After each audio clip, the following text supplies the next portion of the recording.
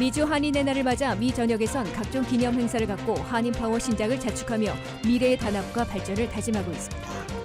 미국 시민권 취득 한인들은 늘어 현재 한인파워가 강해지고 있는 반면 영주권 취득자는 줄어 미래 잠재 파워는 둔화되고 있는 것으로 보입니다. 미주 동중부 한인의 연합회가 제5대 공명철 회장 체제로 새로 출범했습니다. 아메리칸 드림을 성취했다고 느끼려면 연 50만 달러를 벌어 탑 1%에 들어야 할 것으로 조사됐습니다.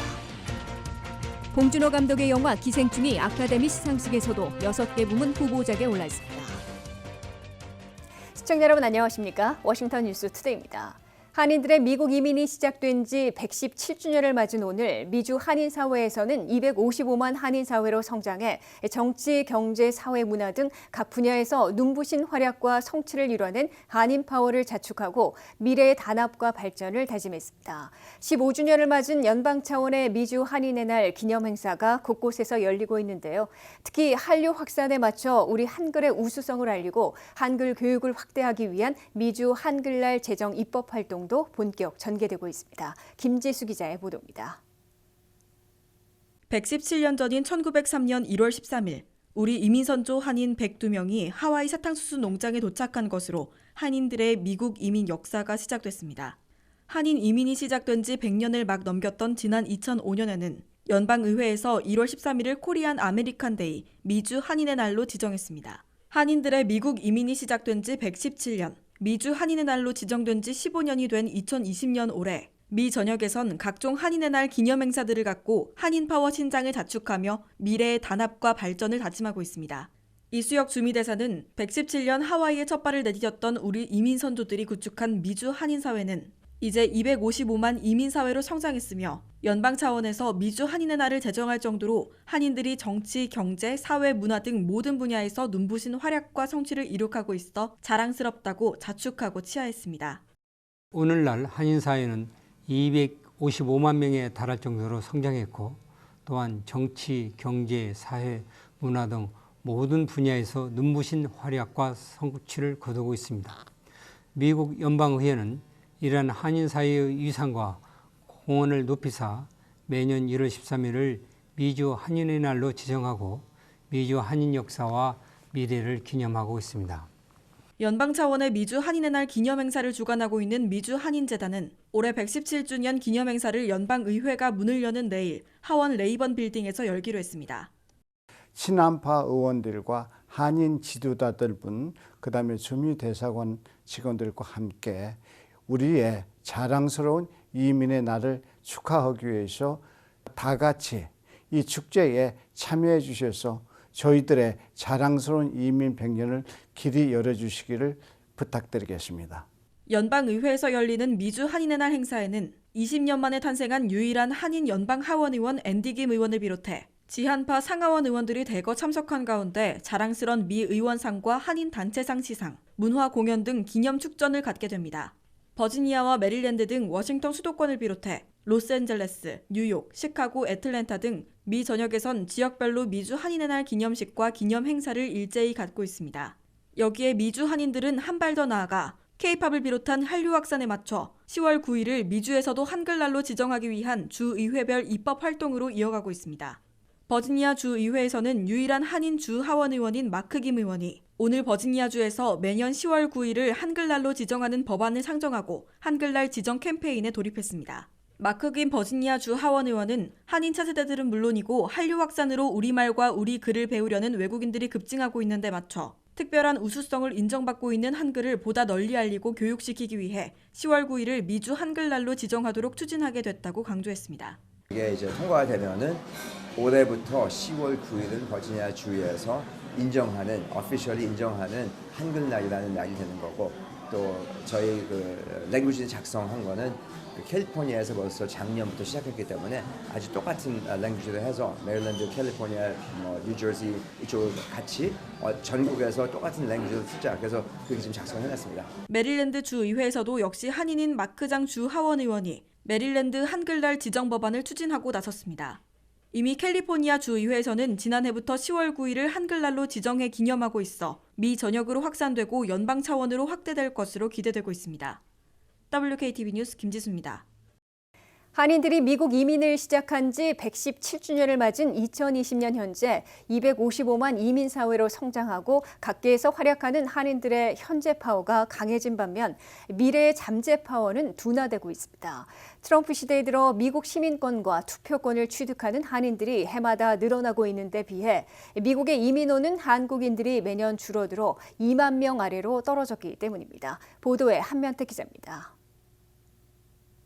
1903년 1월 13일 한인 이민 선조 102명이 하와이에 도착한 지 2020년 올해로 117년, 미주 한인 사회는 이제 250만 이민 사회로 크게 성장했고 각계에서의 활약과 기여로 한인 파워도 비약적으로 강해진 것으로 평가받고 있습니다. 다만 투표권을 얻는 미국 시민권 취득 한인들이 늘어나고 있어 현재 한인 파워는 강해지고 있는 반면에 영주권 취득자들은 줄고 있어 미래의 잠재 파워는 둔화되고 있습니다.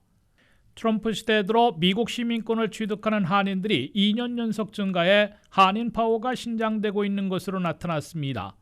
미국 시민권을 취득한 한인들은 오바마 시절이던 2016년 14,347명에서 트럼프 첫 해인 2017년에는 14,643명으로 2.1% 소폭 증가했다가 2018년에는 16,031명으로 9.5%나 늘어났습니다.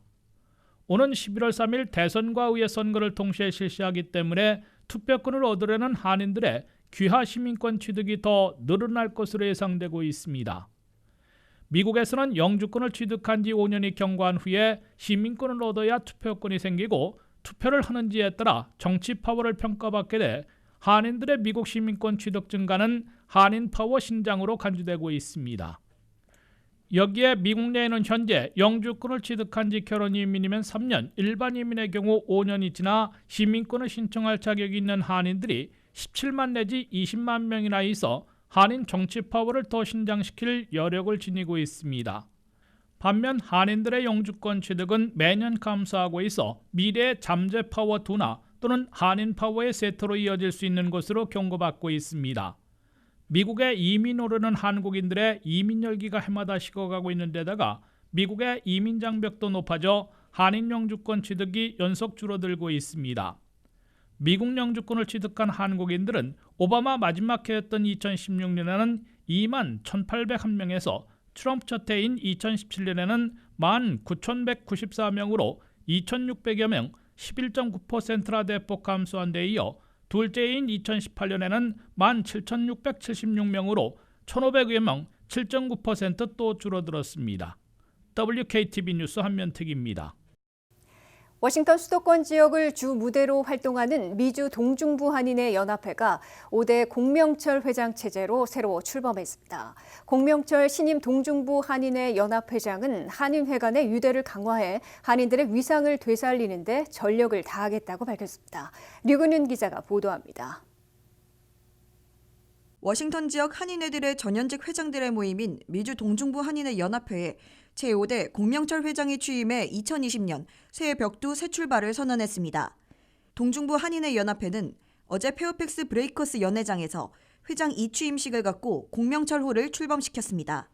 제5대 회장으로 취임한 공명철 미주 동중부 한인의 연합회장은 무엇보다도 한인회들과 유대를 강화해 한인들의 위상을 살리는 데 2년 임기 동안 전력을 다하겠다고 약속했습니다. 우리 동포사에서 한인의 위상을 높이 세우는 걸 먼저 할 것이며 그 다음에 또한 한인회 간의 그 유대를 공고히 해서 한인사에 좀 더 이제 한인회가 제대로 원칙을 가지고 일할 수 있도록 최대한 노력을 해서 봉사할 계획입니다. 공명철 신임 동중부 한인회 연합회장은 1월에는 조직과 사업 계획을 다진 후 2월에는 워싱턴 일원의 한인 회장들과 만나 유대 강화, 단합, 공동 발전 방안 등을 마련할 것이라고 포부를 밝혔습니다. 이어 동중부 한인회 연합회 차원에서 각 한인회들과 연대하고 주류 사회 지도자들과 타운홀 미팅을 갖고 한인사회 현안들을 전달하며 해결책도 모색하는 등 한인들의 위상을 되살리도록 최선을 다할 것이라고 다짐했습니다. 어제 취임식에서는 3대와 4대 동중부 한인회 연합회장으로 4년간 일해온 최강희 회장이 더 능력 있는 공명철 후임 회장의 헌신으로 명실상부한 동중부 연합회로 발전할 것을 기대한다고 밝혔습니다. 동중부 한인회 연합회 2취임식에서는 김영천 현 워싱턴 지구 한인 연합회장, 은정기 버지니아 한인 회장, 김인덕 메릴랜드 총 한인 회장이 모두 참석해 새해에는 한인회들 사이의 단합과 유대를 강화해 나갈 것임을 예고했습니다.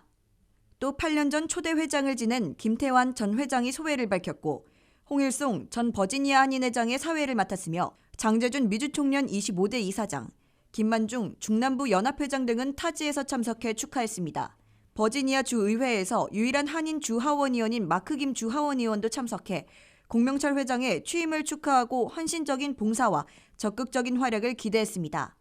미주 동중부 한인회 연합회는 미주 8개 지역의 연합회 중 한 곳으로 8년 전 출범해 워싱턴 DC와 버지니아, 메릴랜드 지역 한인회들의 전 현직 회장들이 회원으로 활동하고 있습니다. WKTV 뉴스 유근윤입니다. 아메리칸 드림을 성취했다고 느끼려면 연 50만 달러를 벌어 탑 1%에 들어야 할 것으로 조사됐습니다. 중산층의 경우 10만 달러 소득에 가까운 중산층을 중심으로 37%만이 아메리칸 드림을 이루었다고 만족하고 있는 것으로 나타났습니다. 김지수 기자가 보도합니다. 미국 사회의 부의 불평등이 갈수록 심화되면서 아메리칸 드림을 성취했다고 만족하는 비율도 낮아지고 있습니다. 아메리칸 드림은 특히 이민자들이 미국에 이민와 성공을 거뒀을 때 꿈이 실현됐다면서 많이 인용하고 있습니다. 미국 사회는 부의 불평등이 심해져 연간 50만 달러 이상 버는 톱 1%대가 다른 99%의 구도로 바뀐 것으로 지적되고 있습니다. 그 결과 미국 사회에서 상징적인 목표인 아메리칸 드림을 이뤘다고 느끼고 있는 미국인들은 연소득이 50만 달러는 돼야 할 것으로 하버드 대학의 새 연구 보고서에 나타났습니다. 연 50만 달러 이상 버는 톱 1%의 부유층은 4분의 3이 아메리칸 드림을 성취한 것으로 만족하고 있다고 답했습니다. 이에 비해 연 3만 5천 달러에서 9만 9,999달러 사이인 중산층의 경우 아메리칸 드림을 이뤘다고 느끼는 비율이 37%에 불과한 것으로 조사됐습니다. 중산층의 소득계층이 워낙 넓다 보니 연 10만 달러에 가까운 중상층의 일부가 아메리칸 드림을 달성했다고 만족하고 있는 것으로 보입니다. 반면에 저소득층의 다수와 중산층 일부는 생활고를 겪고 있다고 대답했습니다. 연 3만 5천 달러 이하의 저소득층의 경우 10명 중에 3명이 먹거리 사는데 어려움을 겪은 적이 있다고 토로했습니다. 중산층의 경우 10명 중 1명이 식료품 구입에 어려움을 겪은 바 있다고 밝혔습니다. 저소득층과 중산층을 합해 절반 정도는 주택 모기지나 렌트비를 내는데 곤경에 빠진 적이 있다고 응답했습니다. 저소득층의 대부분인 67%는 1,000달러를 지불해야 하는 비상사태에 대처할 수 없다고 밝혔습니다. 중산층의 33%는 각종 공과금과 월납금을 내는데 어려움을 겪고 있다고 대답했습니다. WKTV 뉴스 김지수입니다. 봉준호 감독의 영화 기생충은 그간 칸 영화제에 이어 골든글로브와 크리스틱 초이스 어워즈를 수상하는 쾌거를 이루었는데요. 이제는 아카데미 시상식에서도 작품상과 감독상 등 6개 부문 후보작에 올랐습니다. 영화계 권위 있는 시상식에서 수상의 퍼레이드가 이어지고 있는 기생충은 다음 달 헐리우드 돌비 극장에서 열리는 아카데미 시상식에서 화려한 피날레를 장식할 것으로 보여 기대감을 높이고 있습니다. 류근윤 기자의 보도입니다. 봉준호 감독의 영화 기생충이 아카데미 작품상과 감독상 등 6개 부문에서 한국 영화 최초로 최종 후보에 올랐습니다. 미국 영화예술과학 아카데미는 기생충을 아카데미 작품상과 감독상, 각본상, 국제영화상, 편집상, 미술상 등 6개 부문의 후보로 지정했습니다. 제72회 칸 영화제 황금 종려상 수상을 필두로 기생충은 각종 유수의 영화제에서 수상하는 기쁜 소식이 이어지고 있는 가운데 최근에는 제77회 골든글로브 시상식에서 외국어 영화상을, 12일인 어제는 북미 방송영화 비평가협회에서 주관하는 크리틱스 초이스 어워즈에서 감독상과 최우수 외국어 영화상을 받았습니다. 만일 기생충이 아카데미 작품상을 받는다면 비영어 영화로선 처음이며 감독상 부문에서 수상을 할 경우 본 감독은 역대 단 2명의 아시아계 아카데미 감독상 수상자가 됩니다. 또한 칸 영화제 황금 종려상 수상작이 아카데미 작품상을 받은 사례는 1955년 마티가 유일해 기생충이 어떠한 상을 수상하게 되더라도 축하할 일이지만 여러 방면으로 새 역사를 쓰게 될지 기대가 모아지고 있습니다. 다만 작년 한 해 핫 이슈였던 멕시코 거장 알폰소 쿠아론 감독의 로마 역시 10개 후보에 올랐으나 외국어 영화상, 촬영상, 감독상 3관왕에 그쳤던 점을 감안한다면 6개 부문에 공식 노미네이트된 것이 수상으로 이어지는 것은 아닌 점 고려해야 합니다. 세계 영화산업의 중심인 미국에서 가장 권위 있는 상으로 꼽히는 아카데미상. 시상식은 다음 달 9일 미국 로스앤젤레스 할리우드 돌비 극장에서 열리며 한편 이승준 감독의 세월호 다큐, 부재의 기억도 단편 다큐 부문 후보에 올라 눈길을 끌고 있습니다. WKTV 뉴스 유근윤입니다.